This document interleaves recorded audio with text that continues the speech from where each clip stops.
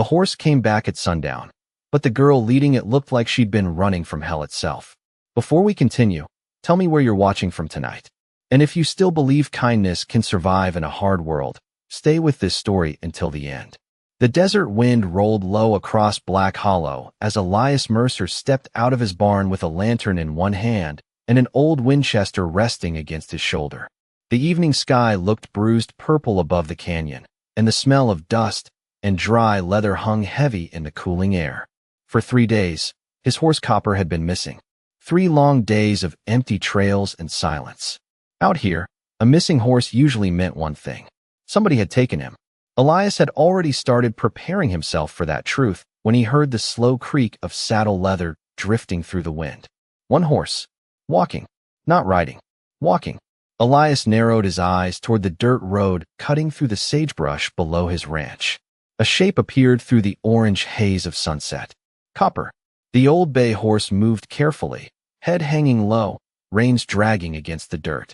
But someone was holding them. A girl. She couldn't have been older than 20. Her long coat was too large for her frame. The sleeves rolled back over scraped hands dusted white from the trail. Dark blonde hair clung to her face beneath a weather-beaten hat, and every step she took looked heavier than the last. Copper stopped when he saw Elias. The horse let out a tired breath through his nose, almost like relief. The girl did not smile. She simply held out the reins with trembling fingers. "Found him near Red Creek," she said quietly. Her voice sounded dry, strained, like someone who hadn't slept in days. Elias took the reins slowly. Something felt wrong immediately. Not danger exactly. Something colder than that. He lifted the lantern higher. Coppa's saddle was scratched from hard riding, and tied beside the bedroll hung a silver sheriff's badge stained dark around the edges. Elias froze. He knew that badge. Everybody in Black Hollow knew it. Sheriff Whitmore. The man who signed the paper that sent Elias's younger brother to the gallows. 12 years earlier. The wind shifted hard through the ranch fence. The girl noticed Elias staring at the badge, and for the first time, fear crossed her face. Real fear. Not the kind people fake. The kind that lives deep behind the eyes. She took one small step backward. "I didn't steal the horse," she whispered. "I was trying to bring him back before they found me." Elias studied her carefully. Dirt on her boots. Torn stitching near her shoulder. Fresh rope marks around one wrist. Then he noticed something else. She kept glancing toward the western hills where the dying sunlight bled across the canyon rim. Listening. Waiting. As if she expected riders to appear at any second. Somewhere far off in the desert, faint hoofbeats echoed through the evening wind. The hoofbeats disappeared as quickly as they came, swallowed by the desert wind beyond the canyon. But Elias Mercer did not relax. Men who rode that hard near sundown were either desperate or dangerous, and sometimes both wore the same face. Copper shifted nervously beside him, stomping once against the dirt. The horse had always sensed trouble before Elias did. The girl noticed it too. Her eyes flicked toward the hills again, then toward the dark barn standing behind Elias like a shadow against the dying light. "Please," she said quietly. "I only need water and a place to rest until morning." Elias said nothing at first. Silence had become easier for him over the years. 12 years earlier, Black Hollow had been loud. Men laughing outside saloons. Church bells on Sunday mornings. His younger brother Daniel whistling while fixing fence posts beneath the sun. Then came the trial. The accusations. The rope. After that, silence felt cleaner than people did. Elias took the sheriff's badge from the saddle slowly. The metal felt cold despite the desert heat still trapped in the evening air. Sheriff Whitmore had carried this badge for almost 20 years. Nobody in the territory questioned his word. Nobody except Daniel Mercer. Elias stared at the dark stain across the silver star. Dust clung to its edges like dried ash. "Where did you get this?" he asked finally. The girl swallowed hard. "I found it near Red Creek." "That is not what I asked." Her face tightened. For a moment, she looked like she might run. But exhaustion held her in place stronger than fear.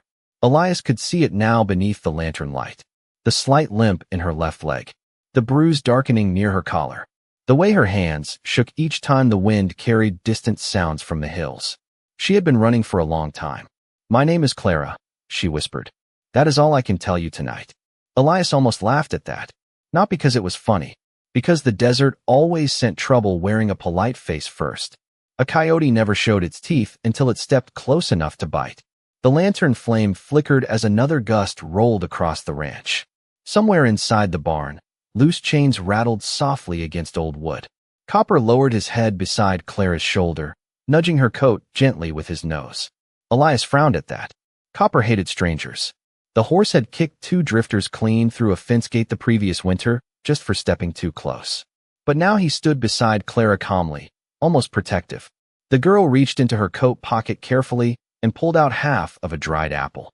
"He likes these," she said softly. "He almost bit my hand off before he trusted me." Elias stared at the apple in silence. Daniel used to carry dried apples for Copper during long cattle drives.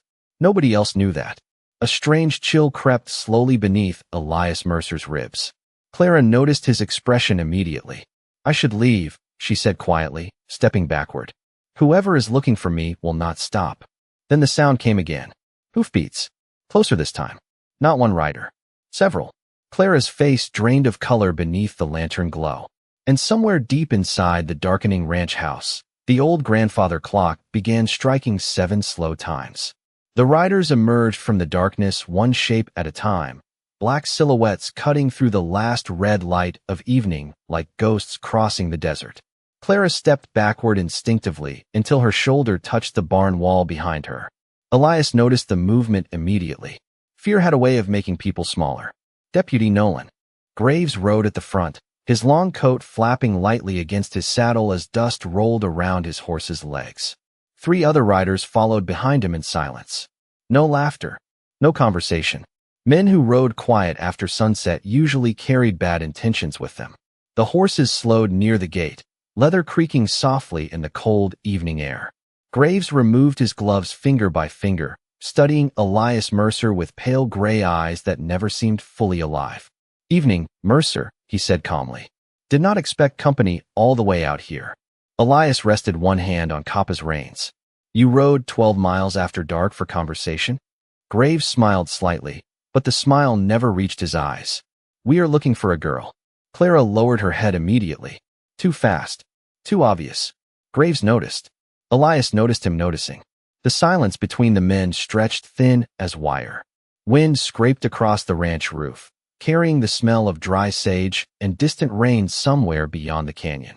Finally, Graves looked directly at Clara. "You have had yourself a long ride, Miss Whitmore." Clara's breathing stopped for half a second. Elias heard it. "You know her," he said quietly. Graves climbed down from his horse slowly, boots crunching against the dirt. "Everybody in Black Hollow knows Sheriff Whitmore's daughter." The words landed hard in the night air. Clara closed her eyes briefly, like someone bracing against cold water. Elias looked at her differently then. Not with trust. Not with anger either. Just calculation. Sheriff Whitmore's bloodline, standing on his ranch, felt like an old wound reopening beneath the skin. Graves dusted his sleeves calmly. "Sheriff Whitmore disappeared 3 nights ago," he continued. "And this young lady vanished the same night." Clara whispered something under her breath Elias could not hear. Graves took one slow step closer. "You should come with us now, Clara, before this gets harder than it needs to be." Copper suddenly shifted beside Elias, ears pinning backward toward the deputies. The horse let out a low warning sound deep in his throat. Elias trusted horses more than men. Always had. Clara gripped the edge of her coat tighter. Around herself. "I cannot go back," she whispered. Graves sighed heavily like a tired father dealing with a difficult child. "You already know how this ends." "No," Clara said softly. "I know how it started." That answer changed something. Elias saw it in Graves' face immediately. The deputy's calm expression tightened for only a second, but it was enough. A man protecting truth never feared words spoken out loud. Graves looked toward Elias again. "This is not your business, Mercer." Elias studied Clara beneath the lantern glow. Dust streaked her face. Her boots were cracked nearly through from hard miles. One sleeve of her coat was stained dark near the wrist where rope burns circled the skin beneath. Then he remembered the badge tied beside Coppa's saddle. Sheriff Whitmore's badge. Not hidden. Not thrown away. Carried openly. Strange thing for a murderer to keep. The old grandfather clock inside the house ticked heavily through the silence. One slow beat after another. Graves noticed Elias thinking. That made him uneasy. "You remember your brother, do you not?" Graves asked quietly. Clara's eyes widened instantly. Elias felt the cold settle deeper into his chest. Careful, he said softly. Graves ignored the warning. Sheriff Whitmore gave your family justice once already. Do not make the mistake of standing against the law now. Then Clara finally looked up. Tears shined in her tired eyes. But her voice came out clear enough for every man on the ranch to hear. Your brother was innocent. The desert went silent after Clara spoke those words. Even the wind seemed to pull back from the ranch as if the night itself was listening. Elias Mercer stood motionless beside Copper, his fingers tightening slowly around the leather reins. Your brother was innocent. 12 years earlier, he had screamed those same words outside the courthouse while townsfolk stared at the ground pretending justice and truth were the same thing. Deputy Graves studied Elias carefully now, measuring him the way gamblers measured cards before making a dangerous bet. Careful, Clara, he said quietly. You are tired. You are confused. Clara shook her head once. No. I heard him. Graves. Expression hardened for the first time all night. Enough. Elias finally spoke. What exactly did you hear? Clara looked toward him, fear and exhaustion fighting behind her eyes. For a second, she seemed younger somehow. Not the daughter of a powerful sheriff. Just a frightened girl standing too far from home with nowhere left to run. Graves stepped forward before she could answer. This conversation is finished. Elias shifted slightly between him and Clara. It was a small movement, barely noticeable, but the deputies behind Graves immediately rested their hands near their holsters. The air tightened like stretched rope. Copper stomped hard against the dirt again. Somewhere beyond the hills, thunder rolled faintly through the desert darkness. Storm coming. Graves looked at Elias with growing irritation. Do not throw your life away over this girl. Elias glanced toward Clara. Lantern light flickered across her face. Catching fresh tears, she seemed too tired to hide anymore. She looked nothing like the stories Black Hollow used to whisper about Sheriff Whitmore's family. No arrogance. No pride. Just someone carrying too much weight alone. You said she murdered the sheriff, Elias said calmly. Where is the body? Graves did not answer immediately, and that silence spoke louder than words. Clara noticed it too. You never found him, she whispered. One of the deputies shifted uneasily in his saddle. Graves shot him a sharp glance before looking back at Elias. Mercer. Last warning. Elias looked toward the dark ranch house behind him. The porch boards creaked softly in the wind. Inside sat Daniel's old harmonica untouched for over a decade beside the fireplace mantel. Dust covered it now. Dust covered everything eventually out here. Graves' voice lowered. You know what happens when people stand against the law. Elias finally met his eyes fully. I also know what happens when the law stands against the truth. Nobody moved after that.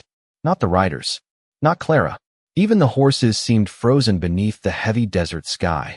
Then lightning flashed far out near the canyon rim, silver light spilling briefly across the ranch.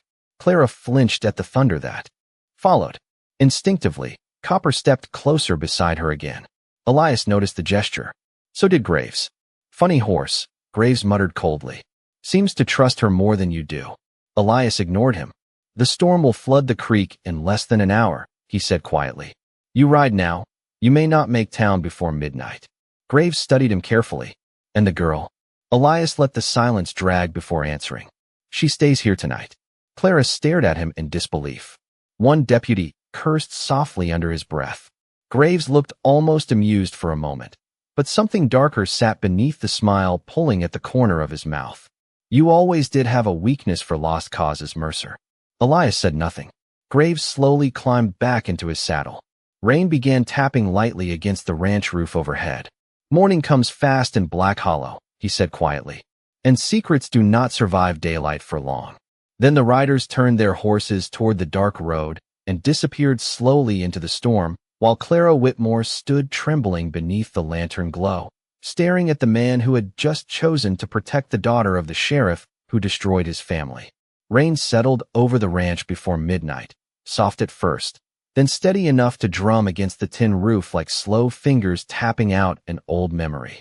Elias Mercer sat alone at the kitchen table while the lantern beside him burned low and golden against the darkness. Across the room, Clara slept beneath a wool blanket near the fireplace, though sleep looked uneasy on her. Every few minutes, she shifted slightly, whispering words too broken to understand. Elias pretended not to notice. He poured black coffee into a chipped tin cup and stared at the sheriff's badge lying on the table between his hands. Whitmore's star. The same silver badge Daniel had looked at moments before they took him away. Funny thing about grief out west. It never truly left. It just sat quietly in the corner waiting for storms and silence to bring it back. The old ranch house creaked as wind pushed against the walls. Clara stirred again near the fire. "Do not let them take him," she whispered weakly in her sleep. Elias looked up slowly. Her face tightened beneath the blanket like she was reliving something terrible far away. "He did nothing wrong," she murmured. "Please, he is innocent." Elias felt the coffee turn cold in his hand. Those words again. Innocent. 12 years, and the desert still found ways to drag the past back to his doorstep. Clara suddenly gasped and sat upright beside the fireplace, breathing hard. For one brief second, she looked terrified to see him there. Then exhaustion settled over her again. Elias stood slowly from the table. "Bad dreams?" he asked quietly. Clara rubbed one hand across her face, embarrassed. "I did not mean to wake you." "You did not." That was only half true. Elias rarely slept much anymore. Not after Daniel. Clara looked toward the rain sliding down the dark windows. "Storm sounds different out here," she whispered. "In town it echoes off buildings. Here," she paused, listening. "Here it sounds lonely." Elias almost answered before stopping himself. Loneliness was not something he discussed with strangers. He walked toward the stove instead and handed her a warm cup of coffee. Clara accepted it carefully with both hands. "Thank you." Their fingers brushed for only a second. Cold skin, trembling slightly. Not from the weather. Fear still lived inside her like a second heartbeat. Clara stared down into the steam rising from the cup. "My father used to drink coffee this late too," she said softly. Elias leaned against the wall near the lantern. "Did he?" Clara nodded. "He said sleep only comes easy to people with nothing to regret." Silence settled heavily after that. Rain tapped steadily against the windows while firelight flickered across the old wooden walls. Finally, Elias spoke. "Your father regretted my brother." Clara looked up sharply. Elias continued staring toward the storm outside. "I saw it once. Day of the trial." Whitmore looked at Daniel like a man trying to convince himself he was doing the right thing. Clara swallowed hard. "He talked about your brother more than you know." Elias frowned slightly at that. Clara hesitated before continuing. "Sometimes late at night, I would hear him walking through the house." He thought. Nobody noticed. But every year on the anniversary, her voice weakened. He would sit alone in his office with a bottle and Daniel Mercer's case file. The fire cracked softly between them. Elias stared at her now with something colder than anger. Curiosity. Dangerous curiosity. Clara reached slowly into her coat pocket beside the blanket. Elias tensed immediately. But instead of a weapon, she pulled out a folded piece of paper worn soft around the edges. Her hands shook slightly as she held it out toward him. "I think," she whispered carefully, "this is why they are hunting me." The paper looked ordinary at first glance. Just another folded document stained by rain and trailed dust like 100 others drifting through frontier towns every week. But Elias Mercer noticed the sheriff's seal pressed into the corner before he even opened it. Clara watched him carefully from beside the fire. Her fingers wrapped tightly around the warm coffee cup as though letting go might cause the entire room to fall apart. Outside, rain swept harder across the ranch roof, and somewhere deep in the barn copper shifted restlessly against the wooden stall. Elias unfolded the paper slowly. The lantern beside him flickered low as his eyes moved across the faded handwriting. Then everything inside him went still. It was Daniel's confession, or at least the version Black Hollow had buried 12 years ago. Elias recognized the signature immediately. His younger brother's name scratched across the bottom in trembling ink. But something was wrong. Very wrong. Daniel could barely write his own name properly after the fever he survived as a boy. Elias knew every crooked letter his brother ever put on paper. These words were too neat, too careful, like somebody trying too hard to imitate another man's voice. Clara saw the realization spreading across his face. "My father kept it locked inside his office desk for years," she whispered. "I found it the night he disappeared." Elias kept reading in silence while thunder rolled low outside the windows. According to the paper, Daniel Mercer had confessed willingly to the robbery that destroyed his family. Confessed willingly. Elias almost laughed at the absurdity of it. Daniel hated lying more than he feared punishment. Even as a boy, he used to confess when he stole apples from church baskets because guilt ate him alive faster than hunger ever could. No, this paper smelled wrong. Elias lowered it carefully onto the table. Who wrote this? Clara looked down into the fire. I think Deputy Graves did. The room seemed colder after that sentence. Rainwater slid slowly down the dark window panes while the old grandfather clock ticked heavily in the corner like a second pulse inside the house. Why would your father keep it? Elias asked quietly. Clara hesitated. Because he knew it was false. Elias stared at her. Clara swallowed hard before continuing. 2 weeks ago, I heard them arguing in my father's office. Graves kept saying the truth would destroy Black Hollow if people learned what really happened. Her voice trembled slightly now. My father said he was tired of carrying it. Elias felt anger rising slowly beneath his ribs. Not hot anger. Worse. The cold kind that settles deep and stays there. Clara reached into her coat again and pulled out something smaller this time. A brass key tied to a faded blue ribbon. This opens the lockbox in my father's office, she whispered. There are more papers inside. Real records. Witness statements. Things Graves does not want anyone to see. Lightning flashed through the window, bright enough to turn the whole room silver for one sharp second. Elias looked toward the storm outside. Black Hollow sat almost 15 miles east beyond flooded creeks and canyon roads. Dangerous ride in weather like this. Dangerous even without men hunting them. Clara followed his gaze immediately. You were thinking about going there. Elias did not answer. Clara set the coffee cup down carefully beside the fire. If Graves reaches that office first, everything disappears by morning. Silence settled heavily between them again. Then suddenly Copper began kicking hard inside the barn. Elias turned instantly toward the sound. Clara stood up too fast, nearly dropping the blanket from her shoulders. Another noise followed this time. Faint, metallic, like someone touching the barn door latch. Very slowly in the dark. The sound came again. Slow, careful, metal brushing softly against metal outside the barn door while rain poured across the ranch in silver sheets. Elias Mercer moved instantly, lantern light sliding across the old floorboards as he reached for the Winchester resting near the wall. Clara stood frozen beside the fire, eyes locked toward the darkness outside. Copper kicked hard inside the barn again, the stall chains rattling violently now. Horses only reacted like that when strangers came too close. Elias crossed the room without a word and opened the front door just enough to look outside. Cold rain struck his face immediately. The ranch yard looked empty at first beneath the storm, shadows shifting across mud and fence posts beneath flashes of distant lightning. Then he saw movement near the barn, a figure standing beside the stall window, motionless, watching. Elias stepped out onto the porch slowly, boots creaking against wet wood. You picked a poor hour to visit, he called into the storm. For several seconds nothing answered except rain hammering the roof. Then the figure moved forward into the lantern glow spilling from the house. An old man, thin beneath a soaked canvas coat, gray beard dripping rainwater onto his chest. He raised both hands carefully to show he carried no weapon. Easy now, the stranger said quietly. I came for the horse. Clara appeared in the doorway behind Elias, and the moment the old man saw her, something changed in his face. Recognition, deep and immediate. Miss Clara, he whispered. Clara looked equally stunned. Mr. Calloway? The old man removed his hat slowly. Been searching half the territory for you. Elias lowered the rifle slightly, but did not relax. You know him? Clara nodded weakly. He worked for my father once. Before. She stopped herself. Calloway looked toward Elias carefully. Sheriff Whitmore trusted me with his stables for near 15 years. His tired eyes moved back toward Clara again. When I heard Graves was hunting her, I figured the girl would head west. Thunder rolled heavily over the canyon. Rainwater dripped from the brim of Calloway's hat as he stepped cautiously onto the porch. I would not stay here till morning if I were you, he said quietly.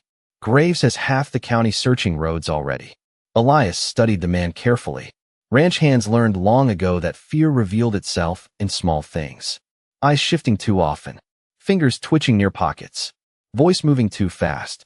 But Calloway looked only exhausted. The kind of exhaustion honest men carried after too many hard years. Clara stepped forward slightly. Did he tell the town I killed my father? Calloway hesitated.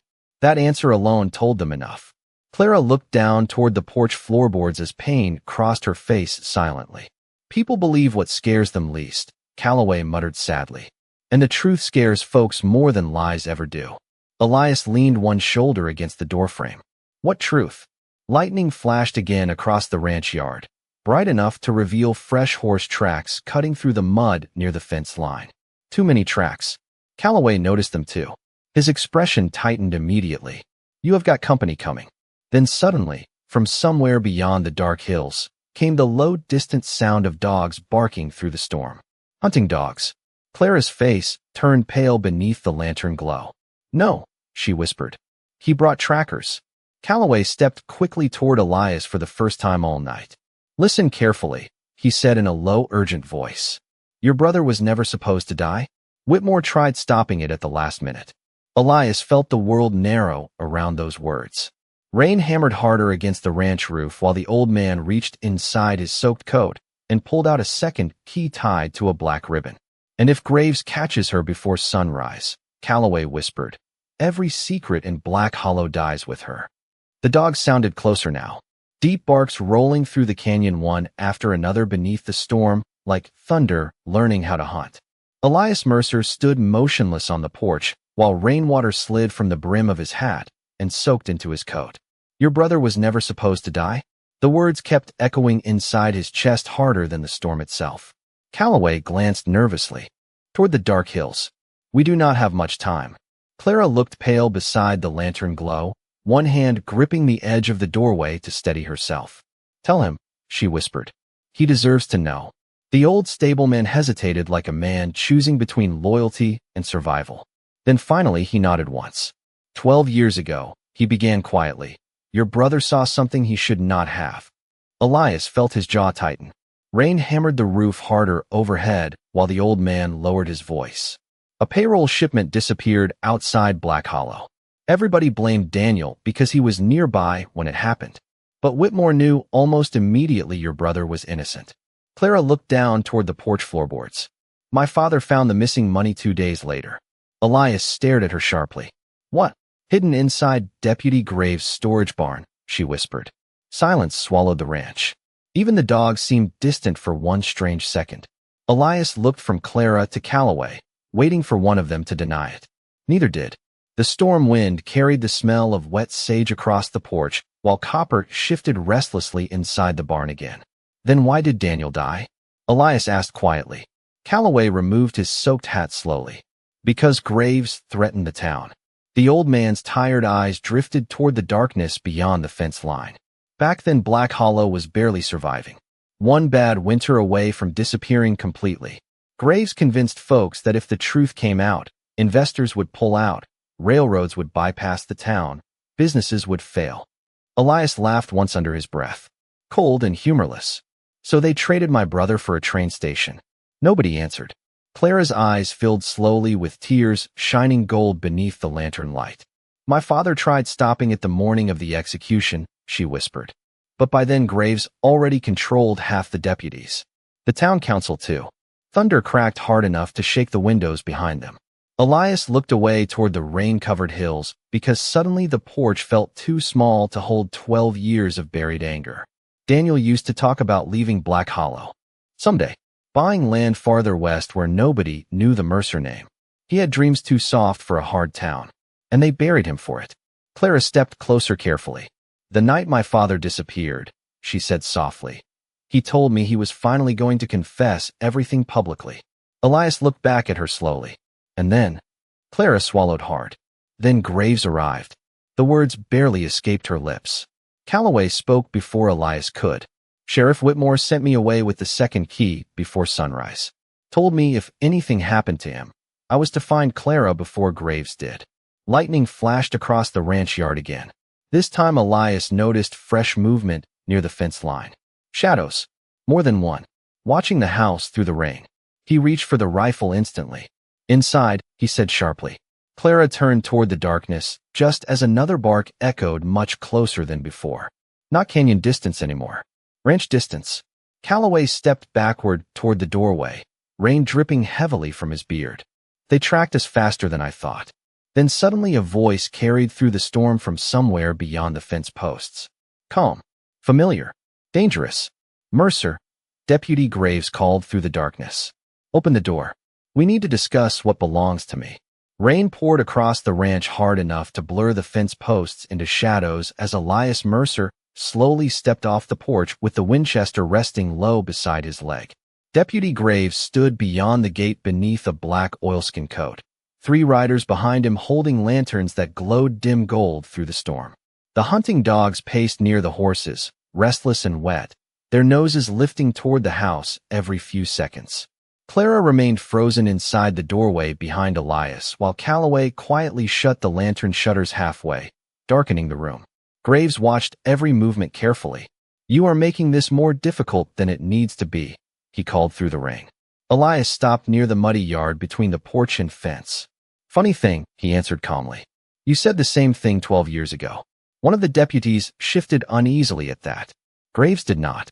Water dripped steadily from the brim of his hat, while thunder rolled low across the canyon. Daniel Mercer was unfortunate, Graves said. But tonight is not about old ghosts. Elias almost smiled at that. Old ghosts were exactly what tonight was about. He could feel Daniel standing somewhere beside him in the storm. Not angry, just waiting. Graves glanced toward the ranch house. Send the girl out, Mercer. Nobody else needs trouble. Behind Elias, Clara stepped into view despite Calloway reaching for her arm. Rain touched her face immediately, soaking loose strands of blonde hair against her cheeks. You lied to the town, she shouted through the storm. You lied about my father too. Graves' expression barely changed, but Elias noticed his jaw tightened slightly. Small crack. Small truth. Your father lost his nerve, Graves answered coldly. That is all. Clara shook her head. He was trying to confess. Silence followed those words. Heavy. Dangerous. Even the deputies behind Graves avoided looking directly at him now. Elias watched carefully. Fear spread differently through groups than through men alone. One uncertain glance became another. One doubt became many. Graves took one slow step forward through the mud. Black Hollow survived because of me, he said firmly. People kept their jobs. Families stayed fed. Railroads came west because I protected this town from scandal. Elias looked at him through the rain. You buried an innocent man to protect a railroad contract. Graves' eyes hardened. I protected hundreds of innocent people. Lightning flashed bright enough to turn the entire ranch white for one sharp second. Clara stepped farther onto the porch before anybody could stop her. You killed my father because he could not live with the guilt anymore. The storm seemed to pause around those words. Graves looked directly at her now, and for the first time all night, the mask slipped slightly from his face. Not rage. Weariness. Your father was weak, he said quietly. Clara looked shattered hearing that. Elias noticed her hands trembling beside the porch railing. Not fear this time. Grief. The kind grief that arrives only after betrayal finally becomes undeniable. Calloway moved beside her protectively while the rain soaked through his old coat. Go home, Nolan, the old man said softly. This has already gone too far. Graves looked toward him with tired disappointment. You should have stayed loyal. Then suddenly one of the hunting dogs began barking wildly toward the barn. Copper answered instantly from inside with a violent crash against the stall door. Elias turned his head for only a second toward the sound. That was enough to notice movement near the side fence. Another rider, hidden till now, watching from the darkness with a rifle resting across his saddle. Graves saw Elias notice him and sighed softly beneath the rain. I was hoping we could settle this peacefully. Elias slowly tightened his grip on the Winchester. Peace stopped living in Black Hollow a long time ago. Then Clara whispered something behind him that made his blood run cold. Elias, she said shakily. The barn. He turned instantly. Smoke was beginning to rise through the rain behind Kappa's stall. The smoke thickened fast despite the rain, curling upward from the backside of the barn in dark twisting waves while Copper slammed against the stall doors hard enough to shake the entire structure. Elias Mercer moved before anybody else could speak. He crossed the muddy yard at a dead run, boots splashing through rainwater as thunder cracked overhead. Behind him, Clara shouted his name, but the storm swallowed her voice whole. The smell hit Elias halfway to the barn. Burning oil. Not lightning. Not accident. Somebody had poured lantern fuel along the outer wall. The hidden rider near the fence line suddenly kicked his horse backward into the darkness, disappearing before Elias could reach him. Graves did not even try stopping him. That told Elias everything. He reached the barn doors and threw one side open hard against the wind. Smoke rolled outward immediately, hot and choking despite the rain pouring through holes in the roof. Copper reared violently inside his stall, eyes wide with panic, chains rattling against old wood beams blackened by rising heat. Elias covered his mouth with one sleeve and pushed forward through the smoke. "Easy, boy," he shouted hoarsely. "Easy." The horse recognized his voice instantly. Copper stopped fighting long enough for Elias to reach the latch with shaking hands. Behind him, Clara appeared at the doorway holding a rain barrel bucket half full of water. "The roof is catching," she yelled through the smoke. Elias finally forced the stall open. Copper burst free immediately but stopped near the entrance instead of fleeing into the storm. Strange horse. Loyal horse. Clara splashed water against the burning wall while rain hammered the roof overhead. Steam hissed upward around them. Outside, Deputy Graves watched silently from horseback beyond the fence line. Not helping. Not leaving either. Elias stared at him through the drifting smoke. "You brought fire to my ranch." Graves' voice carried cold through the storm. "I brought pressure. There is a difference." Calloway appeared beside the porch holding another bucket while the hunting dogs barked wildly near the horses. One deputy looked deeply uncomfortable now, avoiding Elias's eyes completely. Graves ignored them all. "This can still end cleanly," he called out. Clara stepped forward into the rain beside Elias, soaked hair clinging against her face. "You burned your own town records too, did you not?" she shouted back. Graves' expression darkened slightly. "History survives by sacrifice." Elias almost laughed hearing that. Men always called it sacrifice when somebody else paid the price. Copper suddenly pressed his head hard against Elias's shoulder, trembling beneath the rain and smoke. Elias reached up instinctively, fingers brushing the old scar near the horse's neck. Daniel had rescued Copper during a winter flood years ago when the horse was barely a colt. Said no living thing deserved to drown alone. Funny what memories return during storms. Clara noticed Elias staring at the horse. "Your brother loved him," she whispered softly. Elias looked at her sharply. "How do you know that?" Clara hesitated only briefly. "My father talked about Daniel sometimes after drinking. He said your brother once spent 3 hours in freezing river water just trying to save a horse everybody else had given up on." The fire crackled weakly behind them now, dying beneath the rain. Elias stared at Clara through drifting smoke and lantern light. Sheriff Whitmore remembered that story all these years. Remembered Daniel trying to save something helpless. Not the kind of memory a man carried about someone he believed guilty. Graves noticed the shift immediately. "Do not let sentiment blind you, Mercer," he warned. "The town survives because men like me make hard choices."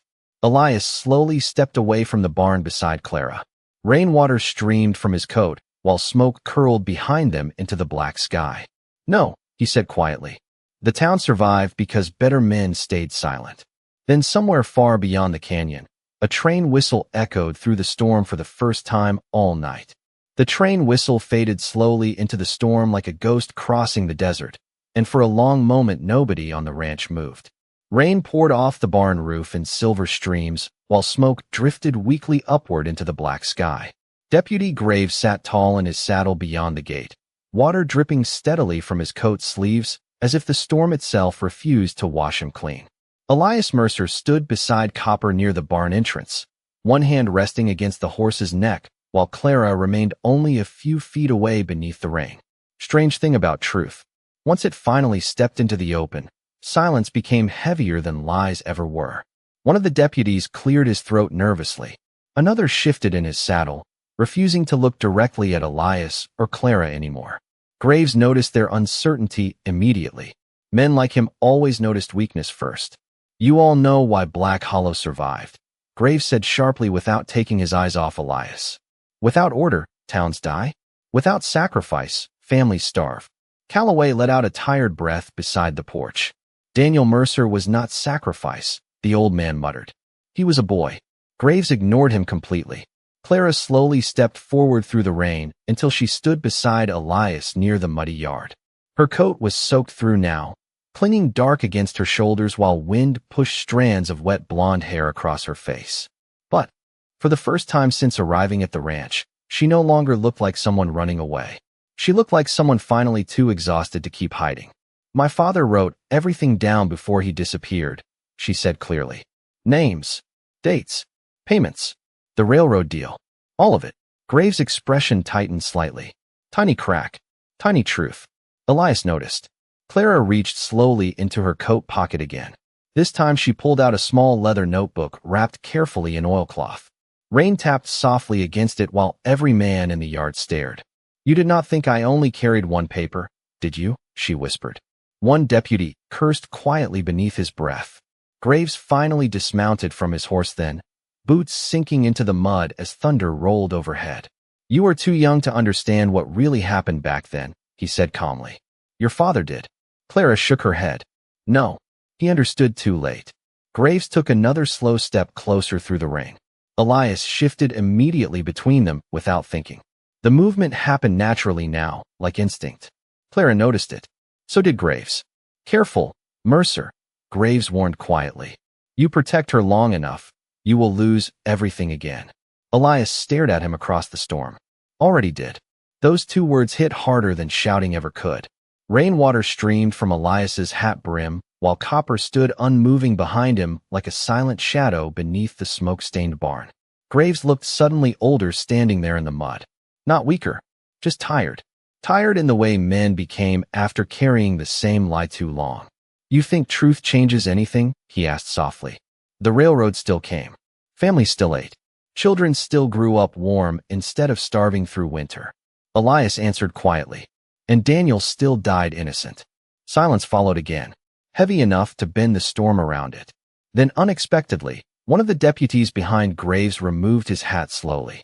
Young man, barely 25. Rain soaked through his dark hair instantly. Is it true? He asked shakily. Graves did not answer fast enough. That was the problem with lies. Eventually hesitation told the truth. For you. Another deputy looked toward Clara's notebook nervously. Then another. The ranch no longer felt divided between lawmen and fugitives. It felt divided between men still pretending and men suddenly afraid of what they already knew. Clara slowly held the notebook tighter against her chest. My father wanted Black Hollow to hear the truth before he died, she whispered. Tomorrow morning, everybody will. Graves stared at her for a very long time while rain hammered the earth around them. Then finally he looked toward Elias one last time. If she rides into town with that notebook, he said quietly, nothing in Black Hollow will survive the same. Elias looked toward the distant train tracks barely visible through the storm beyond the hills. Then back toward Clara standing beside him in the rain. Maybe, he answered softly. That is exactly what needs to happen. Morning arrived slowly over Black Hollow beneath low gray clouds and the smell of rain-soaked earth. The storm had passed before dawn, leaving the desert quiet in that strange heavy way that always came after hard weather. Elias Mercer rode beside Clara Whitmore along the narrow canyon trail, while Copper moved steadily beneath him, steam rising from the horse's back in the cold morning air. Calloway followed several yards behind, carrying the oilcloth notebook inside his coat like something sacred. Nobody spoke much during the ride into town. Some silences were too full already. By the time the church bell rang 8 slow times across Black Hollow, half the town had gathered near the courthouse square.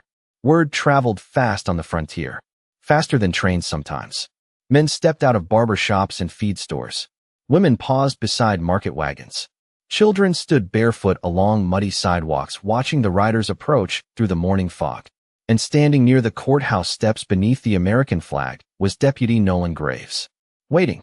The deputies beside him looked exhausted after riding through the storm all night. But something had changed in them since the ranch. Doubt sat visibly on their faces now.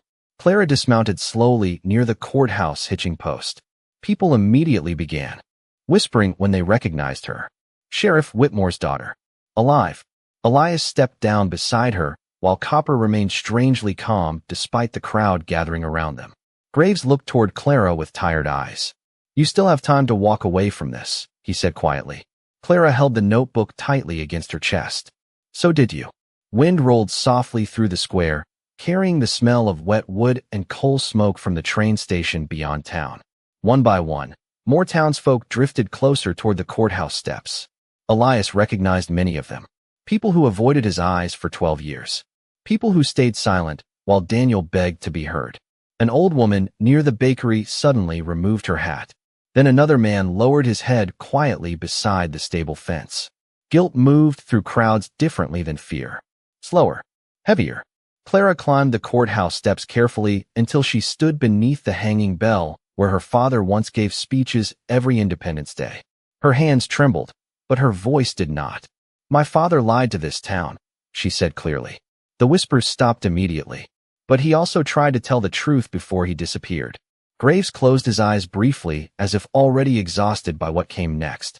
Clara slowly opened the notebook. Inside rested pages covered in Sheriff Whitmore's handwriting. Dates, railroad contracts, false witness payments, statements hidden for over a decade beneath locks and fear. Elias watched the crowd carefully while Clara read aloud. Faces changed with every sentence. Some angry, some ashamed, some simply tired of carrying a lie they always suspected was real. Then Clara reached the final page. Her voice weakened slightly reading it. "Daniel Mercer died innocent," she whispered. Silence swallowed Black Hollow whole. Even the train station seemed to stop breathing. Graves stared toward the courthouse steps without moving. Finally, one of the younger deputies stepped forward slowly and removed his badge. The sound of metal hitting wetwood echoed sharply across the square. Another deputy followed. Then another. Graves watched them with quiet disbelief. Not betrayal exactly. Something sadder. Men waking up too late. Clara closed the notebook carefully against her chest, while tears rolled silently down her face.